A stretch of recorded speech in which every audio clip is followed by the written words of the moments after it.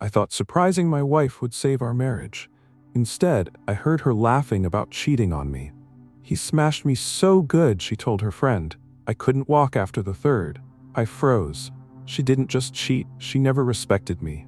But I didn't confront her yet. She had no idea I heard everything. And I was planning something she would never forget. I wasn't supposed to be home that early. I'd wrapped up a client meeting ahead of schedule and figured I'd surprise my wife. We'd been off lately, distant, cold. I thought maybe bringing her lunch and flowers would shift the energy a little. Maybe I could remind her we still mattered. Turns out I walked in on a conversation that changed everything. I eased the front door shut behind me. The house was quiet, except for faint laughter coming from the living room. She hadn't heard me come in. Then I heard it. "He smashed me so good, I couldn't walk after the third." I froze, her voice. Then another woman's laughter, her best friend Keisha. "I swear," my wife said again, giggling, "I had to sit on a pillow for 2 days." Keisha gasped, laughing louder. "You're a fool, girl." "I'm serious," she said. "I didn't even make it home the next morning. I told Mike I slept at my sister's." I stood there in the hallway, holding lunch in one hand and flowers in the other, listening to my wife brag about cheating on me like it was some kind of joke. And I didn't say a word. I didn't walk in. I just turned around, walked right back out the front door, and sat in my car staring at the dashboard like I'd just been hit by a truck. That was the moment everything changed. The moment I knew she didn't just cheat. She never respected me to begin with. But I wasn't going to confront her. Not yet, because she had no idea I heard everything. And I was going to make sure the next time I spoke to her, she would never forget it. Watch to the end to see how this revenge story unfolds. You won't want to miss it. Liana wasn't the first woman I loved, but she was the first one who made me feel like I was enough just as I was. We met at a backyard cookout, nothing fancy, just good food, loud music, and a folding table with way too much liquor. I'd just left a long, dragging relationship where I always felt like I had to prove something. With Liana it felt easy. She wasn't flashy, didn't play hard to get. She looked me in the eye and laughed at my jokes like she meant it. She said I was solid, said I reminded her of stability, a word she repeated a lot back then. That should have been my first clue. She wasn't looking for love, she was looking for security. Looking back now, I can see all the red flags I missed, but hindsight won't change what happened next. I was 31, had just been promoted to site lead for a mid-size contracting firm. I wasn't rich, but I was doing all right. Bought my first house a year earlier, drove a decent truck, no kids, no drama. She said it felt like dating a grown man. For a while, everything made sense. She moved in after a year. We did everything the right way. Joint savings, date nights, hosted game nights for her friends. She helped me organize my tax folders, bought new curtains for the living room, and made playlists for long drives. My family loved her. Her mom said I was the first man Liana had brought home who actually had a plan. I wore that compliment like a badge. What I didn't realize then was that a person who values you for what you provide, rather than who you are, is just waiting for a better offer to come along. I proposed after 2.5 years. She cried when I pulled the ring out, said I made her feel safe, like no matter what, I'd never leave her. We got married 6 months later. Small wedding, backyard setup, close friends, nothing over the top, just her laughing in a white dress and me thinking, this is what peace looks like. And for a while it was. But then life got busy. I took on more contracts. Work started earlier and ran later. She got a new job in a digital agency, fast-paced, young crowd, a lot of team bonding dinners. I didn't complain. I trusted her. She started changing routines, morning workouts, weekend solo brunches, more nights out with coworkers I'd never met. At first I thought it was growth. She was becoming more confident, glowing even. I liked seeing her happy. But over time, the energy shifted.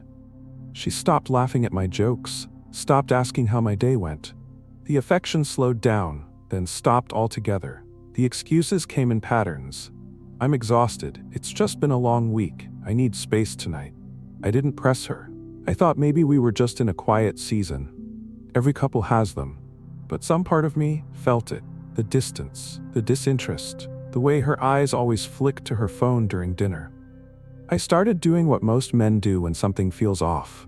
I got quieter, did more around the house, worked longer hours, tried to fix the problem without saying there was a problem.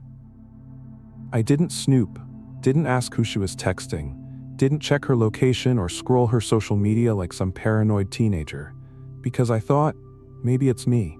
Maybe I've let the romance die. So I started making more effort.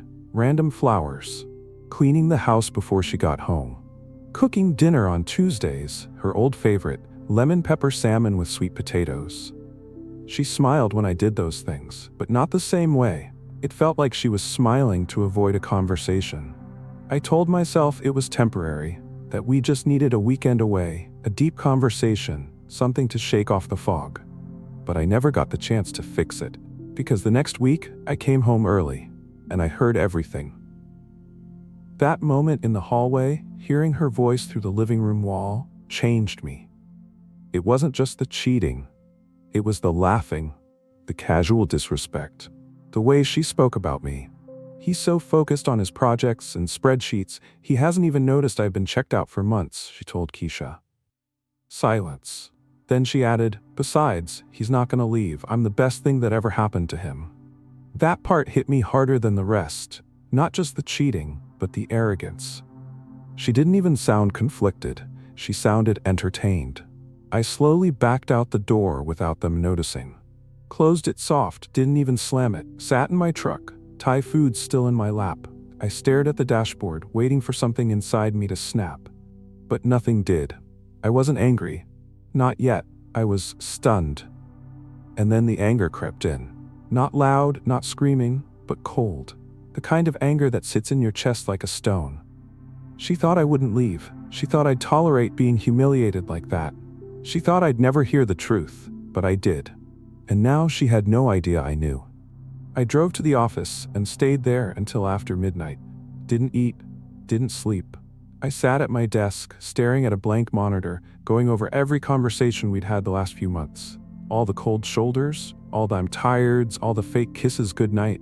It all made sense now. And the worst part? She didn't even have the decency to hide it anymore. The next day, I came home like normal. She smiled, acted like everything was fine, asked if I wanted grilled chicken or salmon. I said salmon. Sat down at the table, ate the dinner she made, listened to her talk about her day. I nodded, smiled where appropriate, because she thought I didn't know, and I wanted to keep it that way. Not because I was scared, because I was planning. See, I'm not the loud type. I don't flip tables, I don't throw phones. But I listen. I wait, and when I act, I don't miss. She thought she'd humiliated me, but I hadn't even started yet. She had no clue the man across from her wasn't confused. He was clear. Clearer than he'd ever been. And soon, she'd regret ever opening her mouth that afternoon. Subscribe for daily stories about reclaiming your power and standing your ground. New content every day. The next few days felt like watching a stranger wear my wife's face. She still kissed me goodbye in the morning, still texted me, need anything from the store, still curled up next to me at night like nothing had changed. But everything had. Only difference was, now I wasn't in the dark. She thought she was so clever, but once you stop believing someone, everything starts to look different. I started noticing the details. How she always took calls in the guest room with the door shut. How she changed her phone password without mentioning it. How she suddenly wore makeup to work from home. She'd say she was going to her sister's again, or that Keisha wanted to get drinks. And every time she walked out that door, I made a note of it.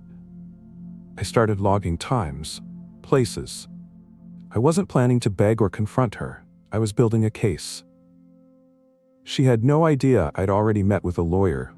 No idea I'd pulled copies of our joint financials. No clue I'd set up a second phone just for tracking and notes. Because here's the thing. I'm a contractor by trade, but I've always been a planner by nature. I build things that last, and when something cracks, I know exactly where to look for the fault line. The first piece of proof came from a mutual friend. Ryan, my oldest friend from college, called to check in. He asked how things were going between me and Liana. I told him the truth. Not everything, just enough. I think something's off, I said. You heard anything? There was a pause. Then he said, actually, yeah. I wasn't going to say anything, but my cousin saw her at the atrium last Thursday, not alone. With Mark? I asked. Yeah, said they were close. Not co-workers getting a bite close, more like date night close. That was the same night she told me she was watching a documentary with her sister. Even sent a selfie of them on the couch. I checked the photo again. The timestamp didn't match. It had been sent hours after the time she claimed. She was getting sloppy. Then came the gym key card. She left her bag open one morning before heading to the shower. Inside was a pass to a fitness center 30 minutes away. That wasn't her gym. Ours was 10 minutes down the road. So I called and asked the front desk about trial memberships. Actually, the girl said, we don't do trials, but we've seen your wife in here with her partner. They train together. Partner? Yeah, Mark, I think his name is? They're cute, always together. Cute, right? I hung up and stared at the wall for a long time. This wasn't a fling. This wasn't a mistake. It was a full-on second relationship, built while I was working, cooking, paying, planning. And she was just going to keep living in my house like I was some fool with no clue? Nah, I'd seen enough. The final blow came 2 nights later. We were eating dinner. Chicken Alfredo, her favorite. She told me about a new campaign she was helping launch. Mark's name came up 3 times. I didn't flinch, didn't ask questions, just nodded. After dinner, she kissed me goodnight and said, you've been so sweet lately, I almost forgot why I needed space before. I smiled. I'm glad I could remind you of who I am. She didn't catch it. Didn't realize the man she was kissing wasn't trying to win her back. He was loading the final brick into a wall she'd never climb over again. I already had screenshots, credit card logs, witness confirmations, everything I needed. And in less than 48 hours, she'd be sitting in front of a camera crew, smiling, thinking she still had control. But what she didn't know was that I'd be in the 3rd row, watching. By Friday, I had everything I needed. Not to catch her. She'd already been caught. I needed evidence, leverage, control. Because if there's one thing a man learns in business and in life, timing is everything.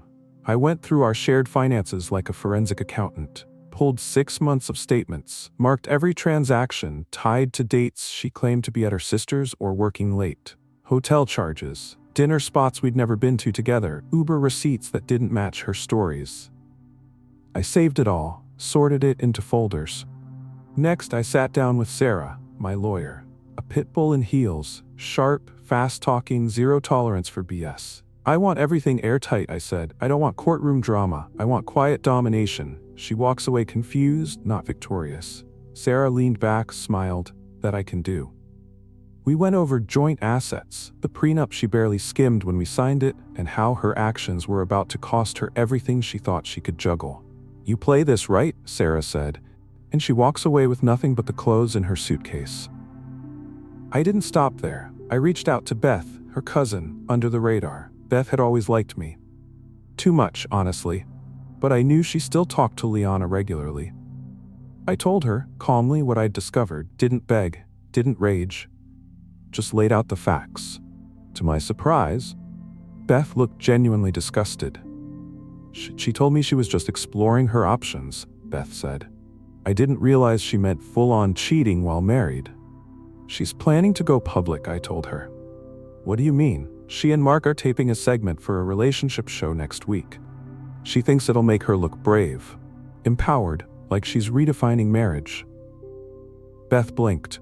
You're joking. I wasn't. She invited me to come watch as a gesture of transparency. Beth looked horrified. Mike, I didn't know it was like that. You do now. What are you gonna do? I didn't answer, because I already knew, and she didn't need to. That weekend, I packed a discreet go bag, suit, watch, black dress shoes, a single, sealed envelope containing signed divorce papers and a breakdown of her documented affair timeline. I wasn't going there to yell, I was going there to finish something. Sunday night, Liana cooked dinner like nothing had changed. Pasta okay? Sure, I said. She smiled, wore lipstick, touched my arm more than usual. You've been different lately, she said. Better. I nodded, thanks. She had no idea she was about to star in her own fall from grace. Tuesday came. I arrived at the studio before her, checked in quietly, sat in the third row off-center, perfectly placed but not obvious. A producer handed me a release form. You're comfortable being on camera if the host calls on you? Absolutely, I said. I signed without blinking. Then I sat, waited, watched the seats fill. 10 minutes before showtime, Liana walked in with Mark, holding hands, matching smug expressions. She didn't see me. She was glowing, laughing, talking to one of the segment producers like she was the damn star of a feel-good documentary.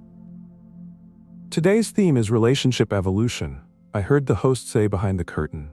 New love models, ethical non-monogamy, staying friends after infidelity. I almost laughed. It was so predictable it was insulting. But I didn't laugh. I sat back, arms folded, breathing even, pulse steady. This was her stage, her show, her illusion of control. But she didn't know the credits would roll with her exposed, and me walking off as the man no one saw coming. The lights dimmed, the theme music rolled, a woman behind the camera counted down, 3, 2, 1. Melissa Chen stepped into the spotlight with her signature grin. Welcome back to real life. Today's episode is about evolving relationships, modern love, and what it means to redefine commitment. The audience clapped on cue. I stayed still, watching, waiting. Joining us are two brave guests who want to share their journey. Please welcome Liana and Mark. Another round of applause. They walked out hand in hand like they were the damn poster couple for an open marriage book club. Liana wore a soft pink dress. Mark had his blazer unbuttoned, confident as hell. They sat across from Melissa, all smiles. So Liana, the host began, you reached out to us with a unique situation. Can you tell us what brings you here? Liana nodded like she'd practiced this in the mirror. I've been married to my husband for 5 years, but recently I started feeling unfulfilled. Like I was growing in a direction that didn't quite match the life we built together. Melissa leaned in. And what did you do with that realization? Well, Liana continued, I took some space to work on myself. During that time, I reconnected with Mark, an old friend, and things evolved. Evolved how? Melissa asked, already teeing up the drama. Mark jumped in. We didn't mean for it to happen, but the connection was real. It still is. So what do you want, Liana? Liana straightened. I want to propose something different. An arrangement where I stay married to Mike, but continue seeing Mark. Open, honest, loving. The audience started murmuring, some shook their heads, others leaned in. Melissa asked, does Mike know you're proposing this? Liana hesitated. I've spoken to him, but I wanted him to hear it fully. That's why I invited him today. She turned to the audience. I'm not trying to hurt anyone. I just believe love can exist in multiple forms, and I hope he can see that too. Melissa raised an eyebrow. Well, you might get the chance to ask him directly, because Mike is here today. She looked toward the audience. Spotlight swung my way. The room collectively inhaled. Liana's face went white. I stood slowly, buttoned my jacket, and walked to the stage. Mark shifted uncomfortably. Liana looked like she wanted to melt into the chair. Melissa gestured to the seat across from them. I sat down, calm, controlled. Mike, she said, you've heard what Liana and Mark shared. How do you feel? I looked at Melissa, then at the crowd, and finally at Liana. First, I said, let me clear a few things up. I pulled out a folder from my coat pocket. This wasn't some spiritual awakening that happened during a temporary separation. This affair began long before any space was requested. I have receipts, hotel records, timestamps, and messages. Liana opened her mouth. Don't, I said quietly. Let me finish. Mark's smile was gone. His hand twitched in his lap. This isn't ethical non-monogamy, I said. This is lying, gaslighting, and manipulation, all dressed up in trendy buzzwords to make betrayal sound enlightened. The audience was dead silent now. Melissa turned to Liana. Is that true? Did it start before you separated? Liana swallowed. Yes, but it wasn't like I cut in. You could have told me the truth, but instead you laughed about it behind my back. I heard the conversation with Keisha. Heard you bragging about how he smashed you so good you couldn't walk after the third. Gasps. A few audible groans from the audience. Someone muttered, "She did not." Liana's hands flew to her lap. "Mike, please. You invited me here to accept your affair. On national TV, you wanted me to nod and smile while you fed the world a story about self-love and awakening." I looked around, but what she didn't tell you was, I already filed for divorce. I placed the sealed envelope on the table in front of her. Signed, dated, filed 3 days ago. Consider yourself served. Melissa looked stunned. Mark looked ready to bolt. Liana looked like she'd been slapped across the soul. "You chose this stage," I said, "but you didn't get to write the ending." The audience erupted in applause. Some people stood. Melissa leaned forward and said, "Mike, do you have any final words?" I nodded, looked at Liana one last time. "You said I was too distracted to notice. You thought I was too comfortable to leave. You thought I'd beg." I leaned forward. "But what you forgot is that real men don't compete with liars. We just remove ourselves from the table and let you choke on what you thought you wanted." The crowd went silent for a beat, then erupted. Someone whistled. I heard a woman say, "That's how it's done." I stood, buttoned my jacket again, and walked off stage. The crowd clapped louder than before. Melissa sat back stunned. Liana didn't move. Mark stared at the floor like it held the answers. And me? I walked into the hallway with my head high, hands in my pockets, and peace in my chest. The episode aired a week later. I didn't watch it, but apparently the world did. My phone lit up for days. Calls, texts, DMs from people I hadn't heard from in years. Some offered support. Others just wanted to say, "Man, you handled that better than I ever could." Even my clients saw it. One guy walked into my office, shook my hand, and said, "If you manage portfolios the way you manage betrayal, I picked the right firm." I forced a smile, but I wasn't looking for praise. I wasn't proud of what happened. I was just proud of how I handled it. Liana tried reaching out 3 days after the episode aired. Voicemail.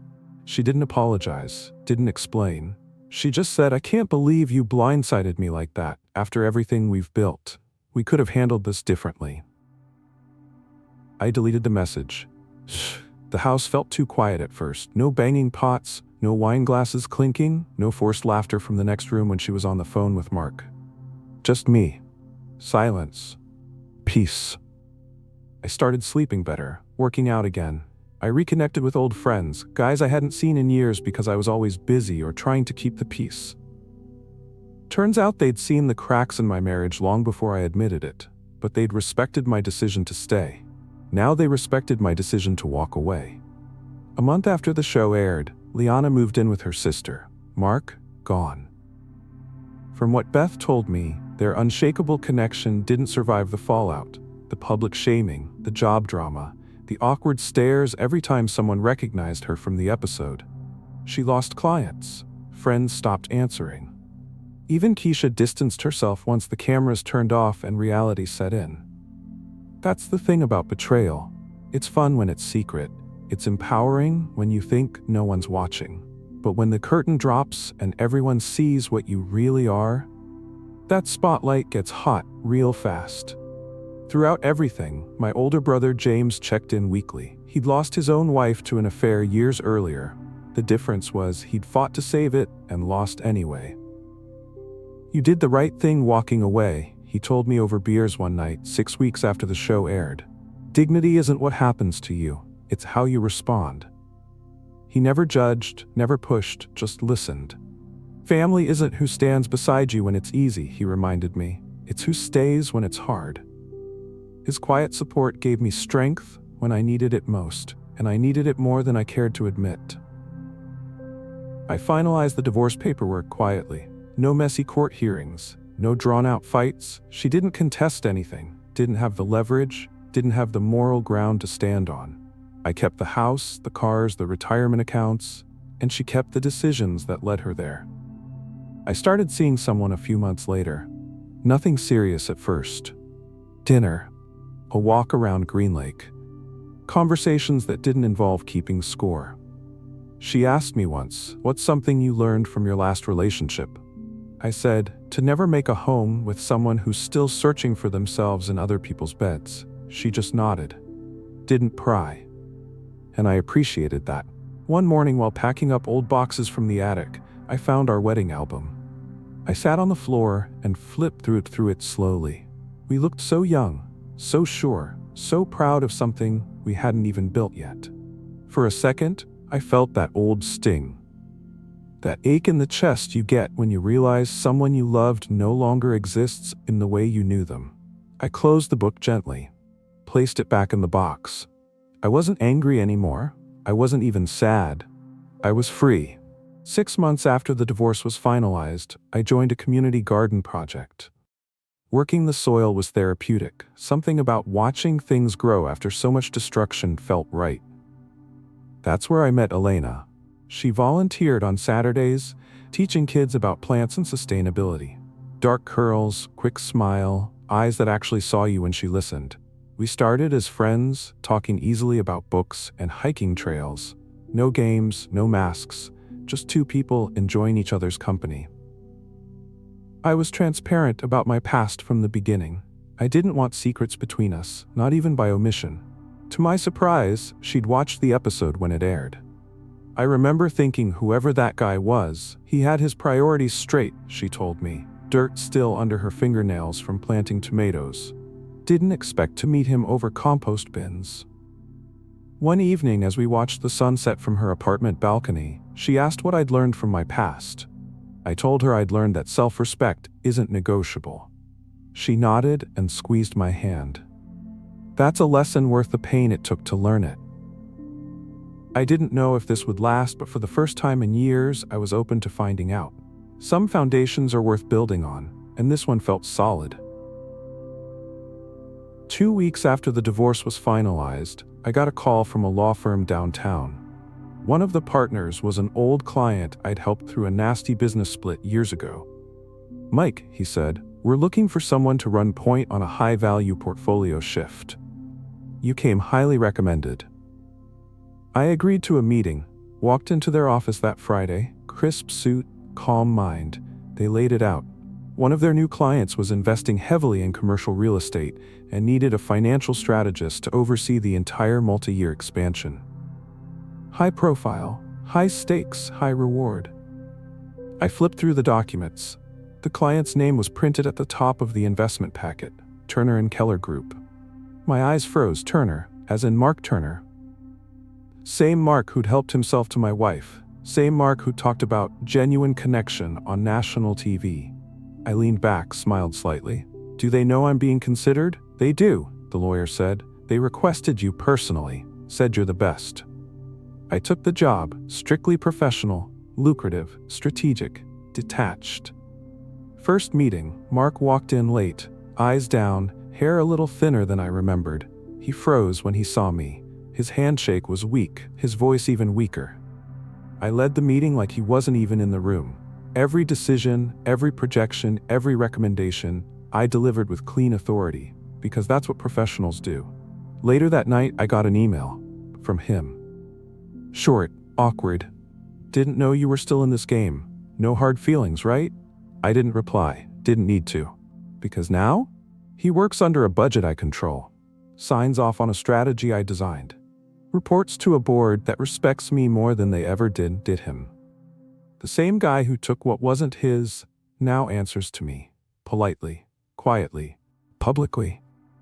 What he doesn't know yet is that I'm about to be promoted to managing partner.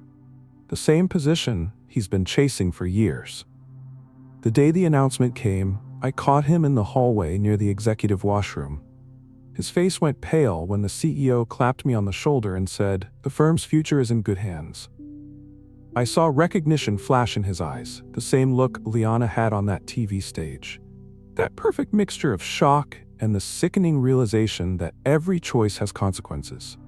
He finally understood that karma isn't just a concept. Sometimes it wears a tailored suit and signs your performance review. Sometimes life delivers justice in ways you never expected. Revenge isn't always loud. Sometimes it's just succeeding so completely that the people who betrayed you become footnotes in your story. And if you're reading this, wondering whether to fight back or walk away, ask yourself one thing. Would you rather win an argument or win your life back? Have you ever experienced betrayal like this?